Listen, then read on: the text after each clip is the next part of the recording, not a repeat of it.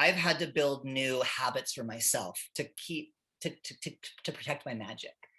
Just doing what queer people have always done, which is to like show up and fill in the gaps when straight people can't hack it. And that's like the sacred legacy of our community.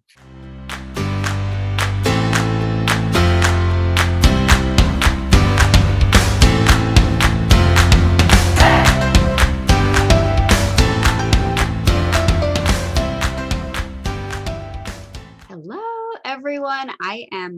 I'm so excited for this interview, like so excited. And I spoke to Tristan a few weeks ago and I was like, look, I don't want to know a whole lot of your background right now because I want to catch it on camera. I'm like, I want to talk about all the things, coming out as a trans man, carrying a pregnancy as a trans man, and now the work that you do in consulting with talking to different organizations and especially, fertility clinics and making sure that we're being more inclusive. So take it away, Tristan. Yeah, where to start? I live in Portland, Oregon. I'm a parent to 2 kids. I have 2 older adopted kids, and then I have a son, Leo, who's 3, and I gave birth to him in 2017. Oh, I love it. I love it. And you're married to a man. I am, to my partner, Biff. Yeah, Biff. And your love story is so cute. I saw on Instagram the other day where you posted that he did the like little affirmations on the refrigerator. I was like, swoon, like swoon. I'll just say that that's pre-pandemic, all right? We're not doing any magical like love notes or anything. We are so worn down at this point. So I don't want anyone to get the wrong idea. You haven't killed each other yet, like you're good. Yes, if that's the bar, then we've passed. I said to my wife, I was like, we survived a pandemic with a 3-year-old and a newborn. I was like, I think we're pretty solid. Nothing can break us now. No, seriously. Okay, yeah. So let's back it up. Born female. Assigned female at birth, yeah. Assigned female at birth, thank you. And talk to me about, tell everyone kind of how your transition journey started or if, I'm using the right words of all of that. That's fine. Yeah. What's to tell? I grew up in a really, really loving, supportive, fun home. Mom and dad still married. I think they just hit 60 years together. I'm like, oh my God, I know, maybe 55. It's just a long time. A long time. I would have said anything after 10 is long, and we've already hit 10. And I was like, oh, that wasn't so long. It seemed to go by pretty quickly. Yeah, that's good. And my mom's a pretty hardcore feminist. So in our house, it was like you wear whatever kind of clothes you want to wear. So there was never pressure to like be a pretty princess. In fact, I would say the pressure was more in the opposite direction. Okay. In her mind, she had 2 brothers, grown up on a farm. Mom was a nurse. Just like, don't wear anything that you couldn't climb a tree in. That was her thing. And even if my sister wanted to wear a dress, my mom was always like, are you sure? Like, you can't run very fast in that. And so it was even skewed a little bit on the other direction in my house. And so there just wasn't much to rebel against. And so I don't remember thinking that I was trans when I was a kid.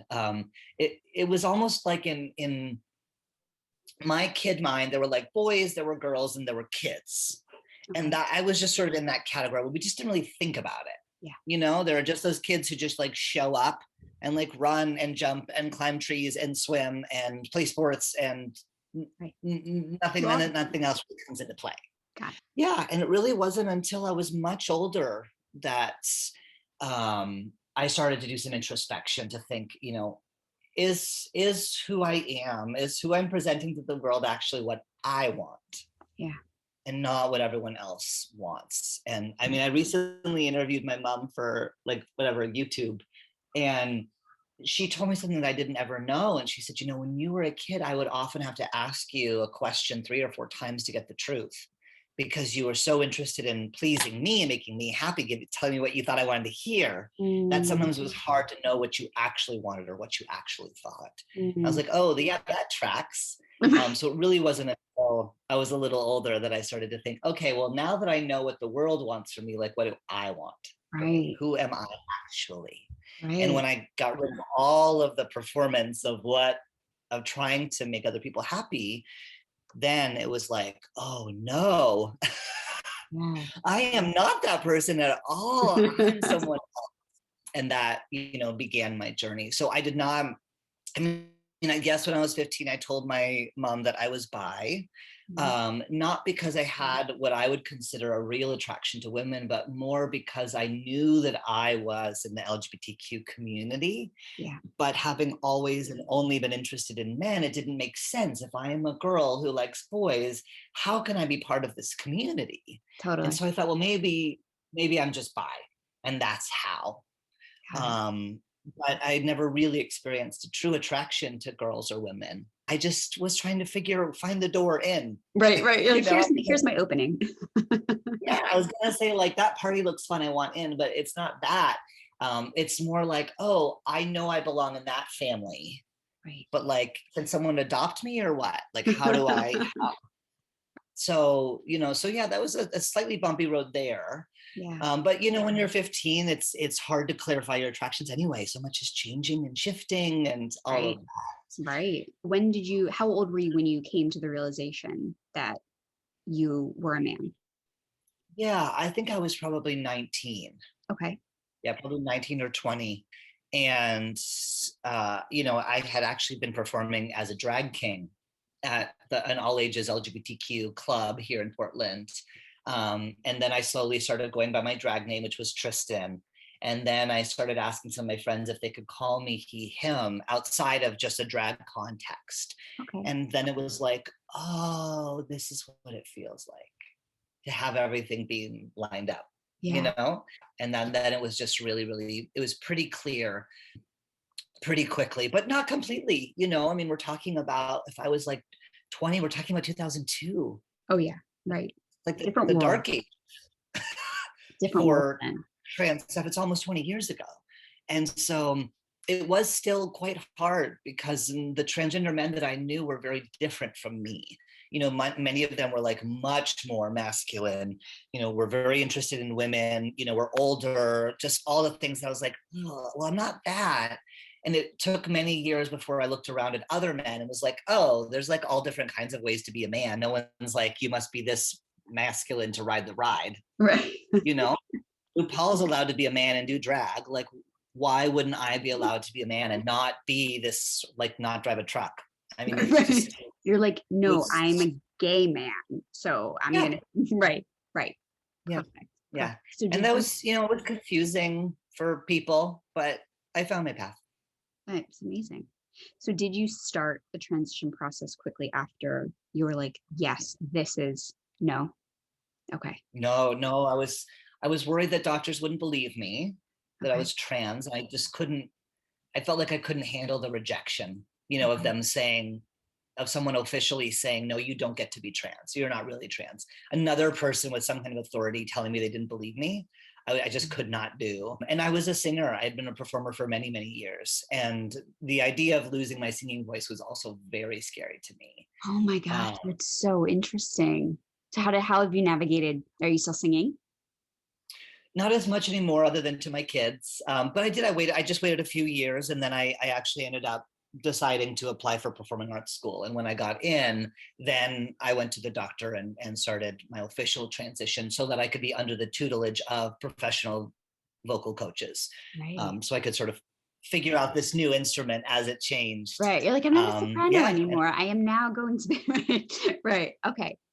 And I have to tell people it's like going from a violin to a viola to a cello, and you don't know if you're going to stop at cello or keep going to bass. Like we don't know what's going to happen there. But I have no idea how your body is going to. Right.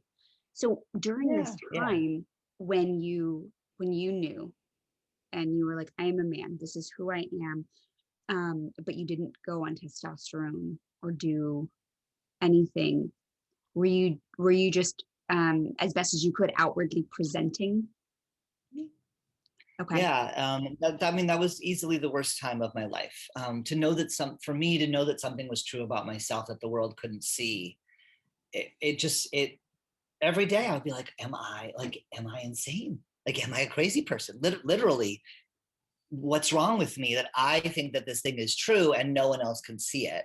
And, I was young. I was in my early 20s. I was, going clubbing, like Right. working at the mall. Not, I wasn't surrounded by people who, nothing against people that work at the mall, nothing against people that go to clubs, but I just found myself surrounded by other mostly very young people who had experienced hardship, and they had built their own identities on some pretty fragile foundations. Yeah. And so they were telling me, well, no, you can't possibly be trans because you're not X, Y, and Z. So yeah, that was really hard. And you mentioned having a friend who was non-binary, who's continued, on their journey of self-exploration and identity clarification. And for me, like it was really hard initially when more and more of my friends were coming out as non-binary, not because I had any problem with them, but for me, being in the in-between space was so painful. It was so hard that it brought up for me, like, oh my God, are you sure you want to live in that in-between space forever? Right. Because the world does not know what to do with you when you're in an in-between space. And, sometimes when I teach organizations, when I talk about this, I would actually say it's not dissimilar from being a femme lesbian. That it's like when you have friends who are bi, you're like, are you sure? Because I'm femme, I'm lesbian, everyone always assumes I must be bi, right? Because there's all this weird femme stuff, and so everyone's like, oh, all my like butch partners are being told I'm going to leave them for a man, because I can't possibly want them because I look this way, and then you might actually leave your partner for a man. So, it just like calls up a new stuff, and it's all about what the world does to us and what we have to do to survive and all of that. And educate, which can be tiring for sure. I mean, especially when you don't know shit yourself. It's like if I just started, I can't teach you about gender identity. I don't know. I'm 20. Like I can't even imagine. I mean, I'm so glad for the generation of now there's so many more resources and so many more organizations and so much more acceptance. Of course, we have a long way to go, but coming out now versus 20 years ago is like, whoa. You mean, who did you even have to look to for that? Yeah, and I would say yes and no. I've done political organizing all over the country, and my favorite places to organize are in small towns, with LGBTQ people in small towns, because they know the cost of homophobia, because they feel it every day. They feel it in their bodies every day. And there is like a tight-knit community that forms across lines of difference, across lines of race, across lines of gender, across lines of sexual orientation.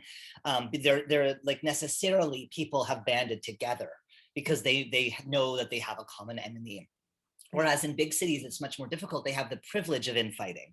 They are allowed to, like lesbians are allowed to hate trans people, and trans people are allowed to hate gay men, and gay men are allowed because they can afford it. There's enough of larger them group to go around. Right. And in a way, it's like as I started to transition and fell into other different pockets of trans communities that were excited to have me, there is sort of that us against the world feeling. Yeah. There is sort of that, like, whatever disagreements or differences you and I may have, those things matter so little, right, compared to what the world thinks of us, that we will find a way to be in community and in relationship. Yeah. Because we have to, because we're all we have. Right. Whereas now when I see younger folks coming out, like, they're having these really, what I perceive as like a trampa is what they'll call me, like an old term. For me, I see them as being so petty. I'm like, oh my God, none of that matters. None of that matters. And you all are allowing it to like splinter and split and divide you until you're like whittled down to nothing, to no support at all, over these really petty ideological differences. And so, yes, I'm so glad they have the support that I didn't have. Right. And I'm like, but they don't seem to have the same powerful, close-knit, strong bonds to each other. Right. Forged in steel, forged in fire. Right. Because I knew the cost of not having community, which was death, literally. But yeah, literally. So yeah. Yeah, there's pros and cons to all the things, but at least the world, at least a lot, maybe not a lot. There at are least more words. More people are trying to be more inclusive and aware of the broad spectrum of gender and sexuality that was not there 10 years ago, even. I mean, so much has now 5 years come ago. right.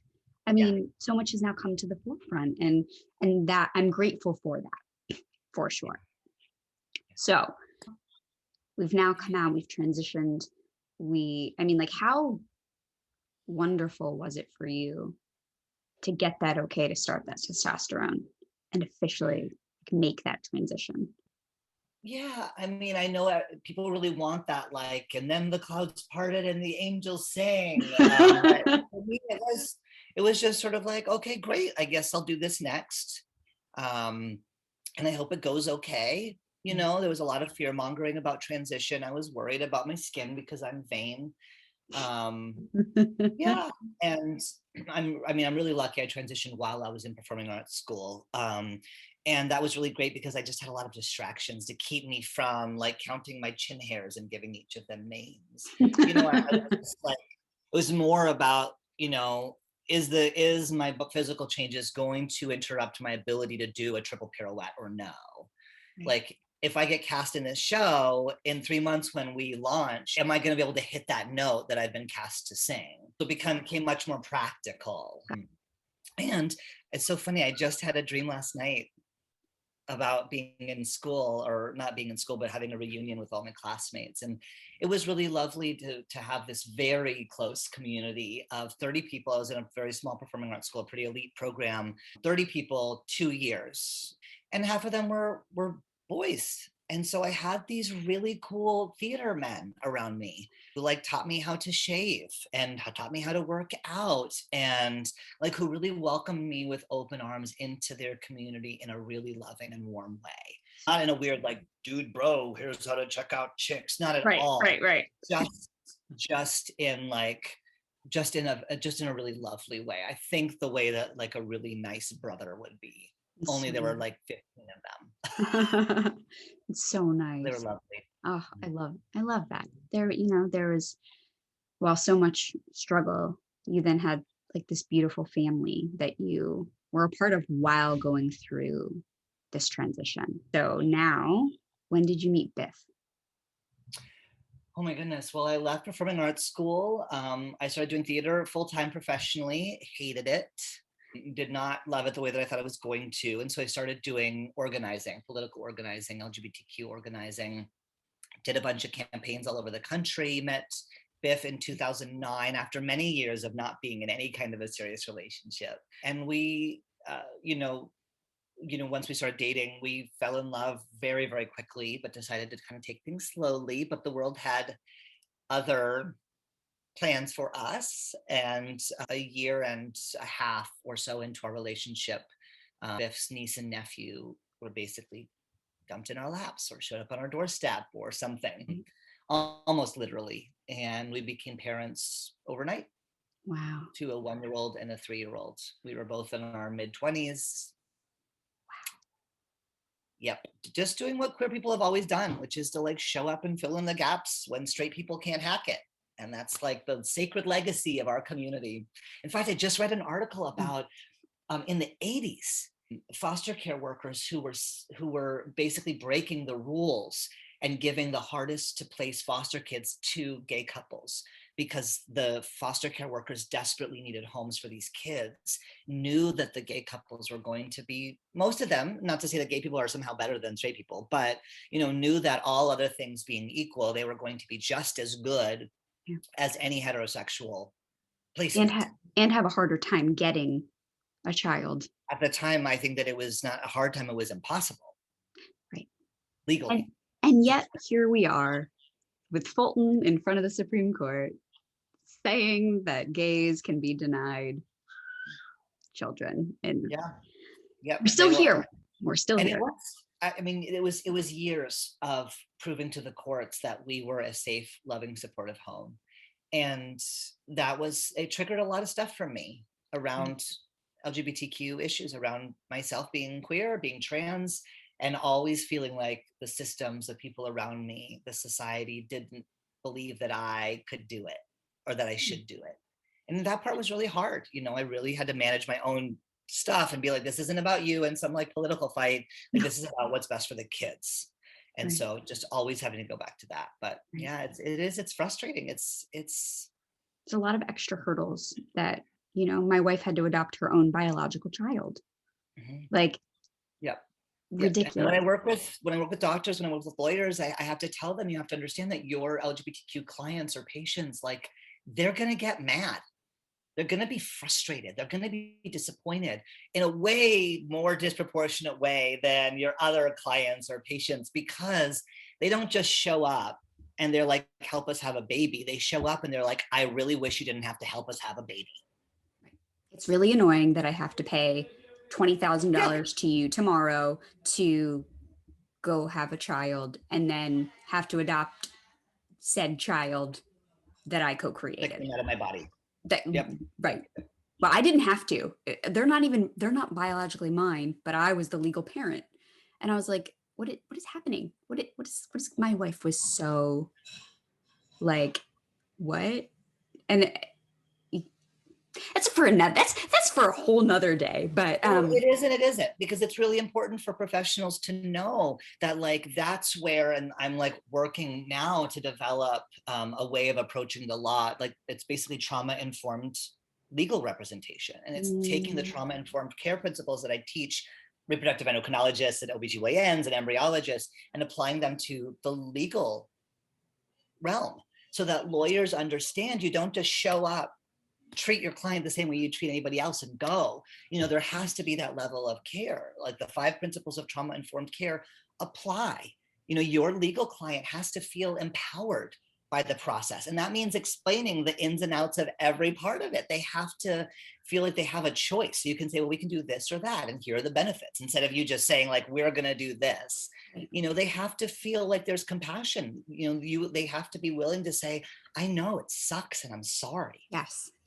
Those words, because I feel like I've talked to lawyers who are like, well, thank goodness you can do it today. And I'm like, yes, and I know. And there's a way to say that, because there's a badass lawyer in Boston or DC that I did a panel with, because I used to travel the country and do panels with lawyers and reproductive endocrinologists and midwives, teaching queer folks how to have families, and cryobank. And there was a really badass lawyer, and she's like, listen, I'm a dyke. All right. I get it. Like, it sucks that we have to do these things to protect our family. And our gay ancestors risked their lives so that we could do these things to protect our family. So it sucks we have to do it, and thank God we can do it. yes. And I was like, there's a way to say it. There's a way to say it. That's Yes. empowering, that you're like, you're right. It sucks, and thank God we can do it. And people fought very hard so we could do it. Yes. And so there is an empowering way to say it that isn't sure. just Right. And listen, my older sister's a lawyer. She does family law, and you just become hard. You become callous. You can't have empathy for every client all the time, or you burn out. Yeah. And so it's helping lawyers find what are the support systems that you need to be resilient, to have empathy left for your client, so you can really say, I know this is hard. I am really sorry. It sucks. What can I do? And there's a special type of attorney that does family formation adoption law, because most people are coming to you broken, and The worst day of their life. right. And then there are failed adoptions, and where the birth parent changes their mind, and then what we had, we had one of our kids' biological parent who had not tried to do a visit, had not tried to do a call, had not sent any money, had not in any way, shape, or form expressed any interest in this kid, period. This beautiful child that we have now been raising for 4 years. And we had tried to serve him papers to say, like, terminating your parental rights. We haven't seen you. Yeah. You have 7 or 8 kids all over the country, we've learned, none of which you have relationships with. Couldn't find the parent to serve him, the biological parent or the genetic parent. Couldn't find him. And then, like, a week before our court date to adopt the kids, he pings in the legal system, he's been incarcerated, so now we can serve him. And he decides to challenge the termination of parental rights. because he's very fit too. And it was like, okay, well, and of course he gets guaranteed a free court-appointed lawyer. So he gets a free lawyer. And we get this letter that's like, fine, I'll agree to the adoption if I get visitation, you send me pictures, I can send letters, I can call. No, thank you. What? And it's just like the worst day of your life. You're like, oh, thank God, finally, after all these years of wiping butts and hospital visits and therapy and night terrors and potty training and throwing up all over us in bed. Your Halloween child. night, all those things that you do. And after having tried so hard to cultivate a relationship, because it's good, right? If a biological parent is in a healthy enough space, it's good for the kids to have a relationship with them, not to have this mystery person who's somehow a saint. It's good for them to know them. And after trying and him not standing up, showing up in that way, then to have someone show up and be like, oh, now I want to assert power. It is. Or pay me to walk away. Or I'll challenge it and then this will go to a trial or whatever. Because now I'm in prison and you can reach me. And listen, I work with people who are incarcerated. Like we all make mistakes. It's not that. Yeah. It was just the ultimate irony, Yeah. And, and our lawyer was great. She was not particularly empathic, but that's okay. We didn't care about that as much. Yeah. It's kind of like the lawyer the doctor that doesn't have great bedside manner. You're like, I don't care. Like, totally. I just want the best results. Yeah. And she's like, my older sister calls it a red lipstick lawyer. And my sister's never worn lipstick in her life. But one of her clients, she won a big case and her client was like, I knew I should have picked a red lipstick lawyer. I knew I picked the right one. Like, that's you. You're the red lipstick lawyer. I love it. That's who we had. I love it. So she called us and she's just like, look, here's the deal. He could make this very hard, but there's no way you should do this to your kid, to give him unfettered access to her. No. What can we do instead? Here's what I recommend. It's your call. But yeah, it's horrible. And how sad for the poor lawyer. She was so great, but she just really hung on with us through thick and thin. Yeah. So it is, I know it's hard. And to understand how traumatizing it is, how re-traumatizing it can be for LGBTQ people to stand in front of a judge and they're wearing robes and there's some man looking down at you thinking, do you look like what I think a family should look like? And having a home study, having people have to come into your home to determine if you are fit to parent. Interview your boss. Request a letter from your doctor. Yeah. Yep. Credit checks, bank statements. Like when I was 16, I got arrested for shoplifting. Okay, never did it again. Did community service, wiped from my record, didn't matter. Had to disclose it. Really? Mm-hmm. Have you ever been, including when you were underage? So I had to write a paper, an explanation of being 16 and with a bunch of my friends. And I took a razor scooter. I was a kid, right? All of that. Name change, gender change, everything, yeah. And it's investigators, it's home studies, it's interviews, all those things. It's invasive, right? And and the thing is that people don't know this, that aren't going through it. Like cis hetero couples especially are like, oh, it's like, you don't understand what we've been through to have our children. We spent over $50,000 to get pregnant, then had to formally adopt our children. When our baby that I gave birth to was born, right? The certified nurse midwife at the hospital was like, oh, here's the forms for the birth certificate. They'll send it to you within 2 weeks, but you'll probably never have to touch it again. And I was like, what do you mean? She's like, birth certificates, they just go in the file cabinet or whatever. You'd never really need them again. I was like, are you kidding? We have ours in our glove box. We could get pulled over. We're a gay couple. We've got kids. That cop could say, whose kids are these? Where's the mom? I mean, we travel, we take an airplane, we cross the border. We stay in a hotel. You never know what's going to happen when you're a queer couple. And she was like, oh my God, I had no idea. And I was like, no, you didn't. We will have 8 copies. We'll have 8 copies of that birth certificate made. Exactly.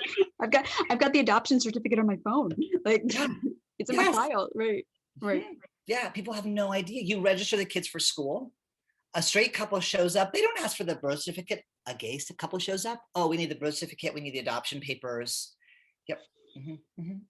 We need like release of information from doctor. Oh yeah. Oh yeah. I mean, they just have no clue. Right. And No it's clue. and I while some people, I think some people get upset if they have to educate, I find it empowering, to be like, you know what, let me, in some ways of just like, let me tell you what it's like so that you can then tell other people and help us. I have to be very selective. Sure. Luckily, I do this work as my job.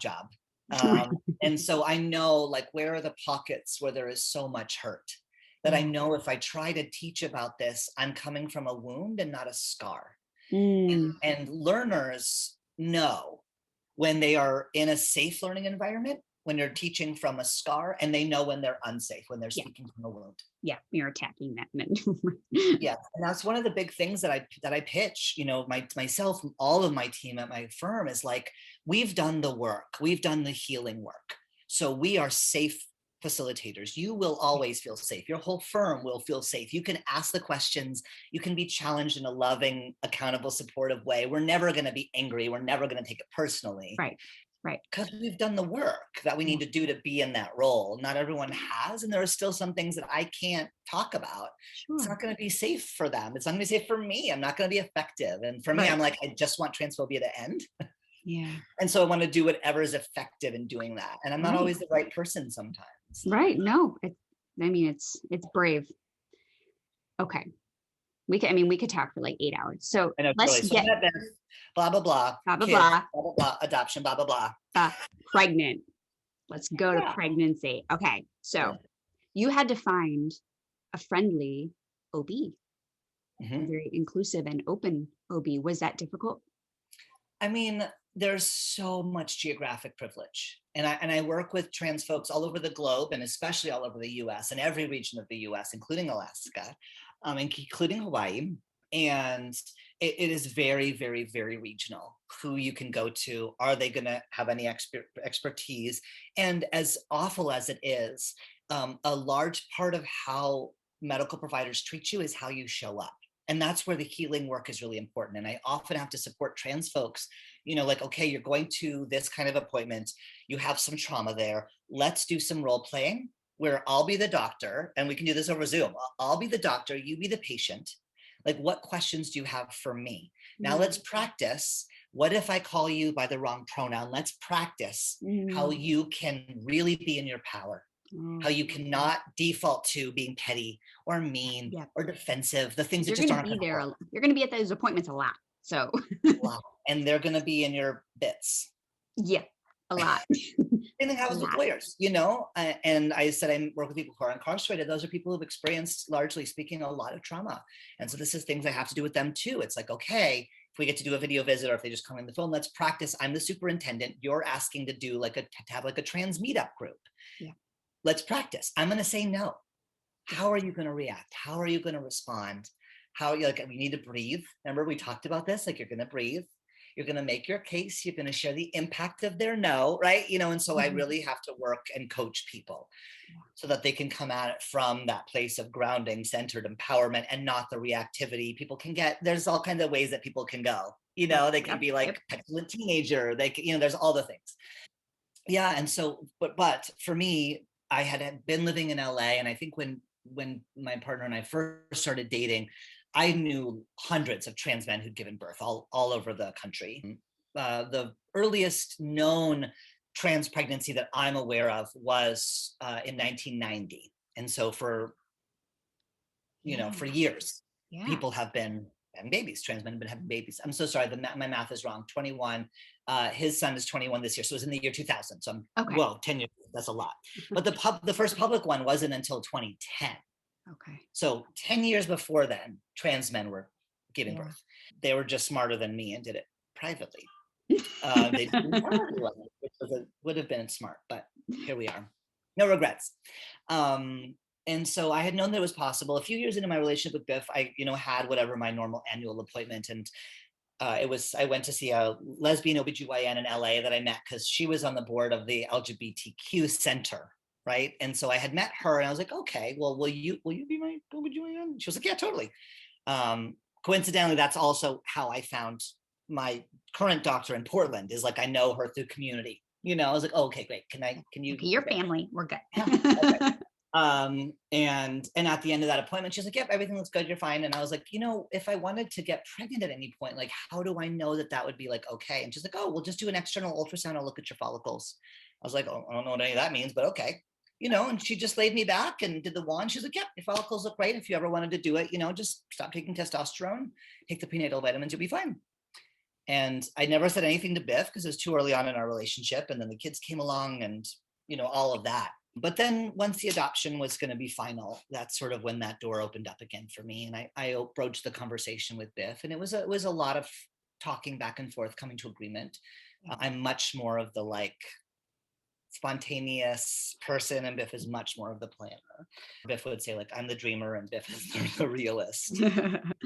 But after many months of going back and forth, we decided to do it, and we didn't need any intervention. I just stopped taking my testosterone, regained a cycle, and then we were able to conceive at home without any extra stuff from. So nice. Oh my goodness. I had no idea what a privilege it was to have basically unlimited access to sperm in my house. Like, why would I have ever thought that was great? I have never in my life thought I would talk about sperm Ever. so much. Listen, I spent 2.5 years when I was at Family Equality talking about sperm morphology. Nope. Quality, quantity, volume, ejaculate. Yeah. I mean, all these words. Same thing with eggs. It's like, how did I ever imagine that I would be talking about like a basket of eggs that's immature and then it goes through and it's like washed with chemicals? I mean, but trans folks, we don't know anything about our bodies. Right. Not that's like a very vast generalization, but many trans folks that I work with, that I am in community with, are quite disengaged from our biological processes. Sure. And so I do have to go way, way back to like biology 101, You're like, you have eggs. You have eggs and you're born with all the eggs you'll ever have, and your body starts shedding eggs from the moment that you're born, and all those things that because that's what you get when you go through a fertility process, your little lessons. Yeah. So and so we just decided to do it ourselves and did it. And so finding a supportive OBGYN in Portland was not hard. Right. It was just a matter of asking around. And then it was like, okay, well, so I do know a couple who went to this one, but then our insurance changed, and then I just got Kaiser. So I had to call ahead and say, I'm a man, I'm pregnant. I want to work with the certified nurse midwife who is most excited to work with a transgender man. And the person on the phone was like, oh, everyone here is really nice. I'm sure it'll be fine. And I was like, I'm going to stop you right there. I'm not looking for fine. I'm not looking for nice. I'm going to get off the phone with you. I want you to ask, send the Slack message to everyone, or like make an announcement, or at the next staff meeting, whatever. Hey, I've got a transgender man. He's pregnant. Who wants to work with him? And, I can call you back in an hour. I can call you back tomorrow. Which is going to work best. Yeah. And she's like, oh, okay, well, I'll be on call. You can call me tomorrow at the same time and I'll have some answers for you. I was like, great. So I called back the next day and she's like, yes, you are right. There was one person who was like, oh, I've been to a training on this. I would love to work with him. And I was like, great, Alyssa, sounds good. And I worked with that person all the way through my whole pregnancy. But everyone else at Kaiser was delightful. I mean, largely speaking, it was just the craziest thing. I would show up at the phlebotomy area. Kaiser, you're just a number. It's just this giant, huge, like behemoth. You walk in, you plunge the thing, you get a number, you go to the next thing, it's just a well-oiled machine. But I would go up, they'd call my number, I'm giving blood, and they'd be like, oh, you're here for your, whatever, second trimester blood work. Congratulations, how you feeling? You look great. And I'm like, did you not notice that I'm a man? There was, and largely speaking, there were some notable instances otherwise, but largely speaking, everyone there was, you look great, happy to see you. How are you feeling? Are you feeling nauseous? It's really wonderful. They were really, really good. And that doesn't happen by magic. I know that behind the scenes, someone did a lot of work in preparation for the possibility of me or someone like me showing up one day. Yeah. And I still have yet to figure out who that person or people was, but I still have so much gratitude for them, especially when I hear some of the horror stories that other folks. Yeah. I can imagine, right? Yeah, so they were really lovely, and they put up with how neurotic I am. I read like a million books on pregnancy. I wanted everything to go perfectly. There was a lot of pressure on me to have the perfect pregnancy, the perfect birth, the perfect postpartum experience. At that point, I was very much in the public eye. And I knew that the trans community was counting on me to do things right, to do things well, to take care of myself, to not take any risks. It's a lot of Uh, pressure on you. Too much. Yeah. Yeah. Yeah. Too much. And I You really can't didn't realize you can't control a pregnancy, you can't control birth, and you can't control postpartum. Those hormones are the nuts. beast. Mhm. I've done it twice. Yeah. Yep. It's Yep. crazy. Yep. Yeah. It's really bonkers. And I hadn't realized the amount of pressure that would be put on me. And when I was telling my story publicly, I was in very close contact with a very dear friend of mine who is the trans messaging director at GLAAD. So he's basically behind every trans character storyline on TV, movie, indie film, music video, like for the past 20 years. Yeah. And I was talking to him almost daily as I was telling my story. I would send him articles or live interviews I'd done. And I said, all right, Nick, pick me apart. Like, how could I do better? Like, how was this? I tried to work in these 3 messages you said. I told them that they had to do these things. Like, how did it work? And he would say, okay, you need to shift the way you're talking about this, because here's what people might hear when they read that. And I was like, okay, no problem. I'm going to do better tomorrow. I promise. And I'd send him CNN. I'd send him People. I'd send him Washington Post and be like, I did it. What about this? Look at this headline. So I was constantly refining my story as I went. Yeah. And he had said very early on when I said, should I tell my story publicly? He had said, this is going to be really hard. It's going to be really hard for you. Did you? And like, I'm like what the trans kids would call a badass bitch. Like, I'm old. I've been trans for a long time. I know it don't seem old to you in the trans community. I'm old. Right. And the kids would say like, you're tough as nails, but like it turns out I'm really not. And like, I was not prepared in the way that I thought I was. Did you kind of break down postpartum, like after it all, or? I mean, I had little breakdowns along the way, just as the pressure started to build. Yeah. And also, to be exposed to that level of transphobia, that visceral level of transphobia, it was really, really hard. And I think what happened for me was I just tried to be my idea of strong for too long. Yeah. I just kept thinking, if I just read the comments and tell myself that those people can't hurt me, like I will get stronger. You can't read those comments. And I just heard an interview with Dolly Parton recently where she said, I tried to make my heart strong for many years. And eventually I just realized I couldn't make my heart strong, but I could make the muscles around it strong. And for me, that's what happened, but at a community level. It's like, I can't not be tender. And so like, I need to build a fortress. Yeah.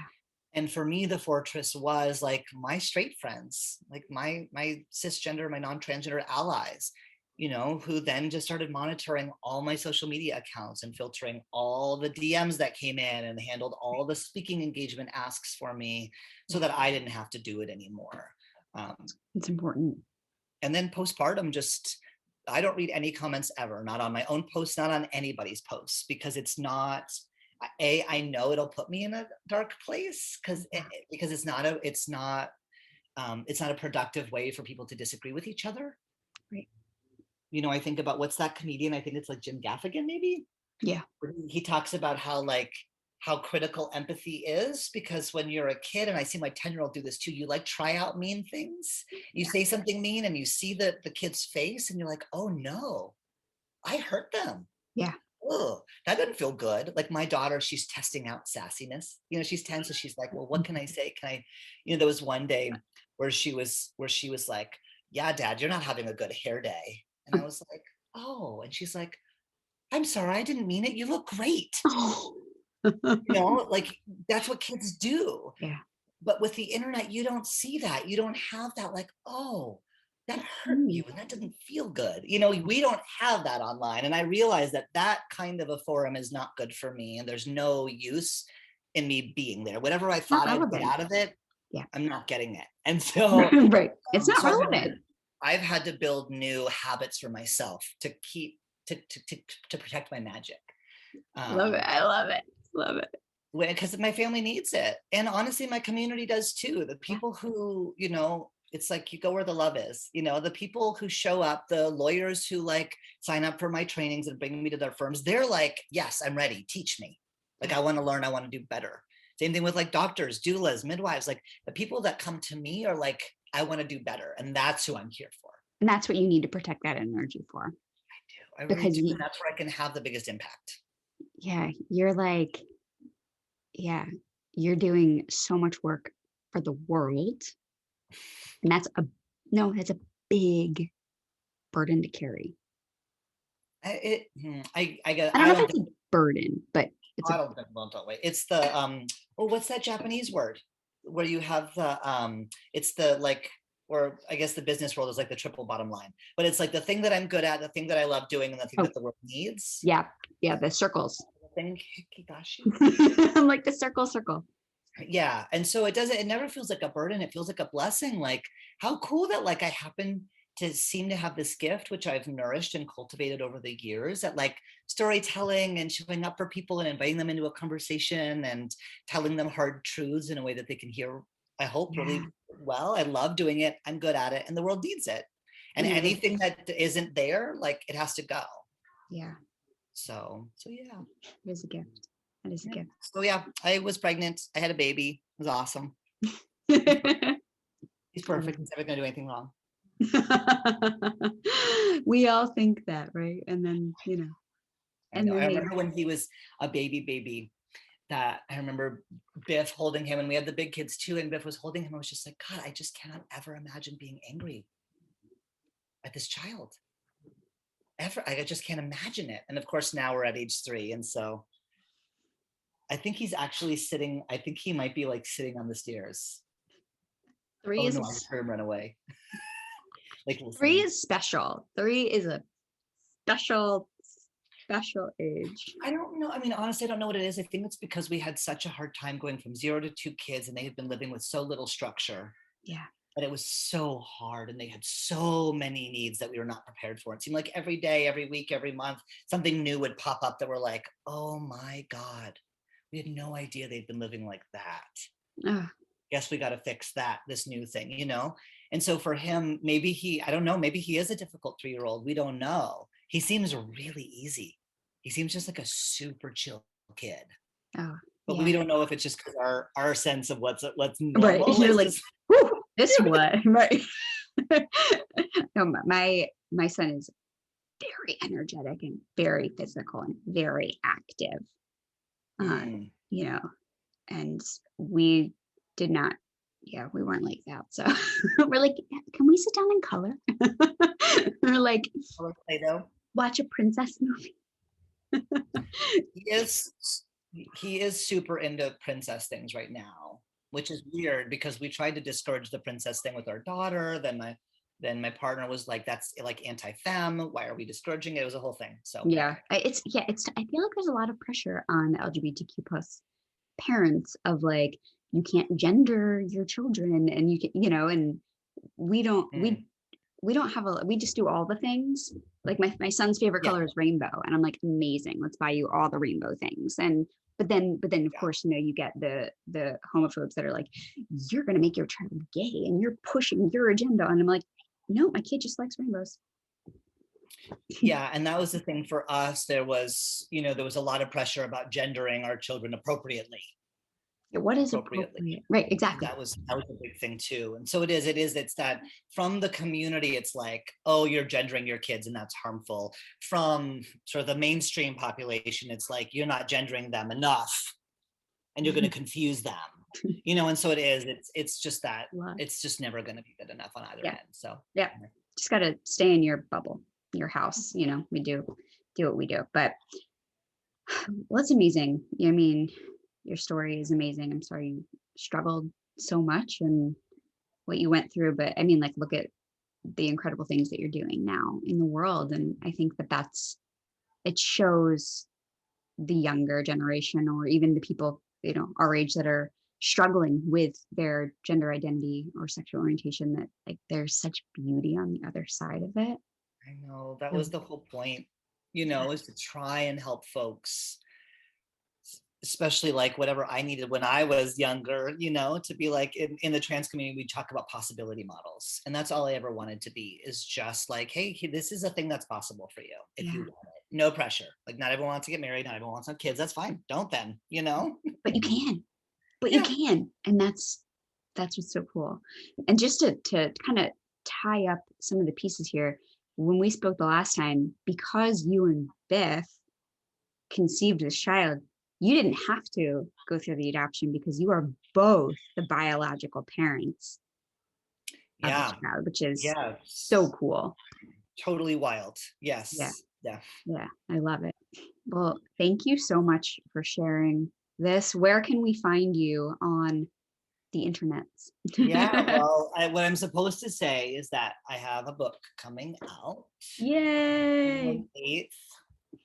And it's available for pre-order now on all the independent and mainstream bookstore sites. So please find your local bookstore, your local women-owned or feminist or LGBTQ or Black-owned bookstore, and pre-order it, because it does really help. In fact, I'm auditioning to read the audiobook today. What? Why would you not read the audiobook? You're like, I wrote it. I know, but you know, you've heard some audiobooks by authors and you're like, ugh, I should have hired an actor for this. So we'll see. You're an actor. I am, it's true, but not like a voiceover actor. Right. Well, we'll put the links, we'll put the information on your book in the comments and all of that. If folks can pre-order, I would just really appreciate it. And I'm on social media. We are, as a family, on Biff and I on Instagram. Folks who are interested in trans fertility, I run Transfertility Co., which is just transfertility.co, or transfertility on social media at transfertility, for more stories and facts and figures and myth busting around trans stuff. And I'll just be like all over the place for like April, May, June, doing like book tours and speaking and all those kinds of things. So I love it. I love it. Yeah, happy to come to folks' organizations and tell my story, or, you know, whatever, however I can be of service to the movement. I'm happy to do it. I love it. Well, we all appreciate you, and I appreciate you sharing with our community. Of course. All right.